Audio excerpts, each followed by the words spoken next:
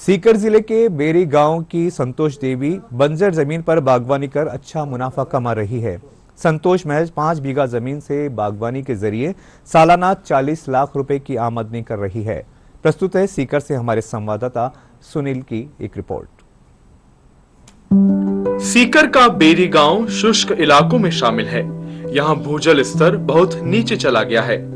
इसी गांव में 5 बीघा जमीन पर 48 साल की संतोष देवी की नर्सरी के साथ ही फलों के बाग भी हैं। संतोष और उनके पति रामकरण जी तोड़ मेहनत कर अब कृषि फार्म और नर्सरी सेंटर चला रहे हैं। बेरी गांव का ये किसान दंपत्ति किसानों के लिए रोल मॉडल है। संतोष और रामकरण अब गांव के दूसरे किसानों को भी ऑर्गेनिक खेती की ट्रेनिंग दे रहे हैं। उनका मानना है कम जमीन में ऑर्गेनिक खेती कर लाखों रुपए कमाए जा सकते हैं।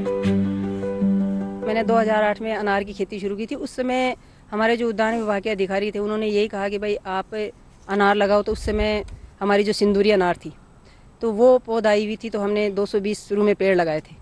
तो 11 के अंदर जब इनके हमें प्रोडक्शन मिला तो मुझे 3 लाख रुपए की इनकम हुई। उसके बाद 13 के अंदर मैंने सोचा क्यों ना जो हम ये इनका जो कचरा है उसे हम बाहर फेंक रहे हैं तो क्यों ना हम इसे ही यूज में लें। तो उनकी हमने पौध तैयार करना शुरू कर दी ताकि हम और किसान भाइयों को भी दे सकें। कई किसान भाई जब 11 के अंदर फल आए तो सभी यहाँ देखने आने लगे, भाई कैसे कैसे फल लगे हैं, तो किस तरह से अनार लगे हैं। 16 के अंदर मैंने सेब, एक इनोवेशन के दौर पे मेरे पास एक पेड़ आया था, उसको मैंने देखा कि तीसरी साल जब उस पर फल आए तो उसका जो कलर था बिल्कुल लाल आया।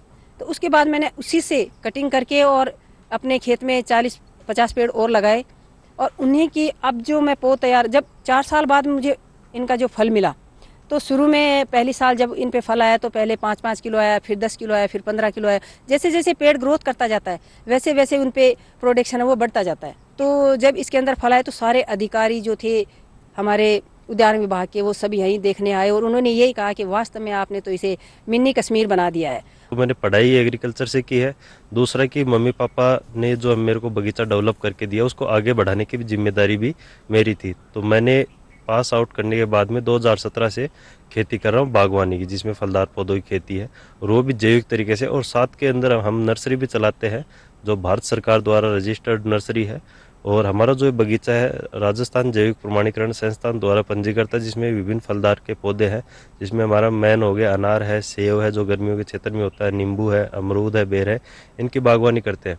एक चीज़ से हम 2 काम कर रहे हैं कि फलों से हमारा मुनाफा हो रहा है, दूसरा कि हम नर्सरी के अंदर ओरिजिनल वैरायटी के पौधे तैयार करके किसान साथियों को देते हैं, जिससे हमारा नर्सरी के अंदर भी अधिक मुनाफा होता है। संतोष कहती हैं कि राष्ट्रीय बागवानी विकास योजना के तहत वर्ष 2008-9 में सीकर में अनार के बागीचे लगाने की योजना आई थी। योजना के तहत बागवानी खेती शुरू हुई।